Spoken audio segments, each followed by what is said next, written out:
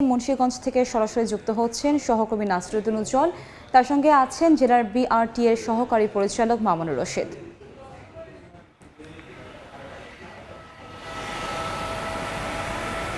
উজ্জ্বল, ঢাকা মাওয়া expressway এবং ঢাকা চট্টগ্রাম মহাসড়ক দেশের এই প্রধান দুটি সড়কে কিন্তু এই মুন্সিগঞ্জের উপর দিয়ে প্রবাহিত হয়েছে। এছাড়াও কিন্তু রয়েছে আঞ্চলিক অনেক গুরুত্বপূর্ণ কিছু সড়ক। সব জায়গায় কিন্তু নানা রকম যে যানবাহনের যে বিশৃঙ্খলা এবং নৈরাজ্য চলছে। বিশেষ করে মহাসড়কগুলোতে কিন্তু মৃত্যুর মিছিল চলছে, সেখানে থ্রি হুইলার সহ কিন্তু মোটর বাইকগুলো বেপরোয়া চলছে এবং ঘন ঘন দুর্ঘটনা ঘটছে।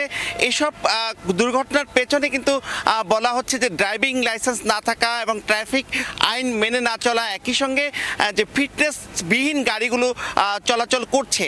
কিন্তু এখানকার যে বিআরটি এর পরিসংখ্যান, সেই পরিসংখ্যান অনুযায়ী কিন্তু গেল যে 90 সাল থেকে যে এখানে প্রথম বিআরটি এর কার্যক্রম শুরু হয়েছে, এই 35 বছরে কিন্তু হাতে গোনা কিছু প্রায় 2375টি মাত্র যে মোটরযানের রেজিস্ট্রেশন হয়েছে। আর যে এই চালকের যেই নিবন্ধন করা হয়েছে, যে লাইসেন্স দেওয়া হয়েছে, সেটিও প্রায় 9000। কিন্তু এর বাইরে কিন্তু অনেক যানবাহন, অনেক চালক তার এই নিবন্ধনগুলো না হবার কারণে কিন্তু এই সমস্যাগুলো হচ্ছে বলে কিন্তু সংশ্লিষ্টরা মনে করছেন। তো এইসব বিষয়ে আমাদের সঙ্গে কথা বলবার জন্য রয়েছেন মুন্সিগঞ্জ বিআরটি এর যে সহকারী পরিচালক মামুনুর রশিদ। আমরা প্রথমেই জানতে চাইব যে গোটা দেশে প্রায় 6 লাখের মতো যে লাইসেন্স পেন্ডিং রয়েছে বলা হচ্ছে, এরকম অভিযোগ উঠেছে, সেই বিষয়টি আসলে কি, এটি আমরা প্রথম জানতে চাইব।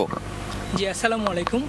আসলে এখানে আমাদের একটা ভুল ধারণা আছে, সেটা হলো প্রায় 6 লক্ষ লাইসেন্স পেন্ডিং বলা হচ্ছে। আসলে কিন্তু 6 লক্ষ লাইসেন্স পেন্ডিং না, 6 লক্ষ লাইসেন্সে ড্রাইভারদের আমরা স্মার্ট কার্ড দিতে পারিনি, এটাই হলো মূল সমস্যা। লাইসেন্স কিন্তু পেন্ডিং না, স্মার্ট কার্ডটা দিতে পারেনি, এবং এটা কিন্তু একটা পুঞ্জীভূত সমস্যা। প্রায় 2 বছর যাবৎ যখন রাশিয়ার সাথে যুদ্ধ হয়, তারপর থেকে আমাদের এই সমস্যাটা শুরু। তার আগে সমস্যা ছিল না। সেই পুঞ্জীভূত সমস্যাটা ধীরে ধীরে যখন 5 আগস্ট আপনারা জানেন যে ছাত্র জনতার আন্দোলনের সময় আমাদের বিআরটি এর ভবন ক্ষতিগ্রস্ত হয় এবং প্রায় 1 মাস আমাদের সার্ভার বন্ধ ছিল এবং কার্যক্রম বন্ধ ছিল। এই টোটাল কারণে কিন্তু আসলে এই সমস্যাটা। তবে এখানে একটু ভুল ধারণা যেটা আমি ভেঙে দিতে যাচ্ছি, সেটা হলো যে 6 লক্ষ লাইসেন্স পেন্ডিং না, স্মার্ট কার্ড পেন্ডিং। অর্থাৎ এই 6 লক্ষ গ্রাহক কিন্তু গাড়ি চালানোর অনুমতি আছে আমাদের। আমরা কিন্তু এখন ড্রাইভিং লাইসেন্স দিচ্ছি, ড্রাইভিং লাইসেন্স, অর্থাৎ আপনি গাড়ি। আপনাকে যে বিষয়টা ক্লিয়ার করতে চাচ্ছিলাম যে এই ছাড়া যে এই যে রেজিস্ট্রেশনবিহীন গাড়ি, এবং আমরা দেখছি যে ঘন ঘন দুর্ঘটনা ঘটছে এবং এত গাড়ি চলাচল করছে, কিন্তু নিবন্ধন কেন হচ্ছে না? Thank you. এটা ঠিক যে আমাদের এখানে মুন্সিগঞ্জের বিআরটি অফিসটা এমন একটা স্থানে যেখান থেকে অ্যাকচুয়ালি মুন্সিগঞ্জের চারোদিকে শহর, যেমন এক কোনায় পড়ে গেছে আপনার ঢাকা চিটাগাং হাইওয়ে, আর দিকে মাওয়া হাইওয়ে। কিন্তু এখানে আমাদের দুটো বড় বড় অফিস আছে, নারায়ণগঞ্জ বিআরটি এবং আরেকটা হলো ইকুরিয়া। জনগণের জন্য ওটাই কাছে এবং তারা ম্যাক্সিমাম ওখান থেকে সেবাটা নিয়ে থাকে, যখন এখানে রেজিস্ট্রেশন কম। কিন্তু অ্যাকচুয়ালি মোটরসাইকেল রেজিস্ট্রেশনে রেজিস্ট্রেশন নিশ্চিত করার মূল যেই উদ্যোক্তা, উনি হলেন কিন্তু মোটরসাইকেল বিক্রেতা শোরুম। আমাদের 2011 সালে কিন্তু একটা আইন হয়েছে এবং চিঠিতে জানিয়ে দেওয়া হয়েছে যে মোটরসাইকেল নিবন্ধন না করে গ্রাহকের কাছে হস্তান্তর করা যাবে না। শুধু মোটরসাইকেল না, 3 হুইলারও কিন্তু আছে। অর্থাৎ 3 হুইলার, যেটা আমরা সিএনজি বলতেছি, 3 হুইলার এবং মোটরসাইকেল। হ্যাঁ, আমরা কিন্তু অ্যাকচুয়ালি নিয়মিত অভিযান হচ্ছে, অথবা মানে কাঙ্ক্ষিত অভিযান হচ্ছে না, কিন্তু অ্যাকচুয়ালি প্রতিনিয়ত কিন্তু আমরা যখন মাঠে মোবাইল কোর্টে যাই, আমরা কিন্তু এগুলো দেখি এবং তাদেরকে জরিমানাও করি।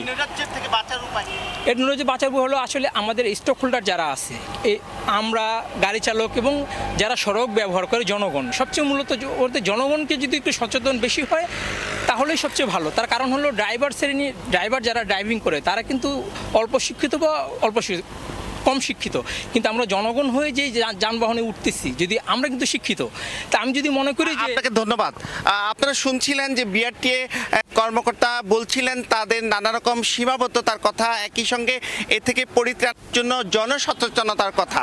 কিন্তু এই যে দেশে যে প্রচলিত ট্রাফিক আইন রয়েছে, এই আইনটির যথাযথ প্রয়োগ না হবার কারণে কিন্তু এই বিশৃঙ্খলা এবং এই দুর্ঘটনাগুলো ঘটছে। একই সঙ্গে যে গুরুত্বপূর্ণ পয়েন্টগুলোতে কিন্তু নানা রকম জটলা এবং রাস্তার উপর পার্কিং করা, এই সবই কিন্তু এখন একেবারে ফ্রি স্টাইলে চলছে। এসব কারণে কিন্তু এই সড়কের যানজট একই সঙ্গে দুর্ঘটনা বাড়ছে বলে তিনি মনে করছেন। তো এই ছিল মুন্সিগঞ্জ থেকে সড়কের নৈরাজ্যের সবশেষ। আমরা সরাসরি যুক্ত ছিলাম মুন্সিগঞ্জ থেকে।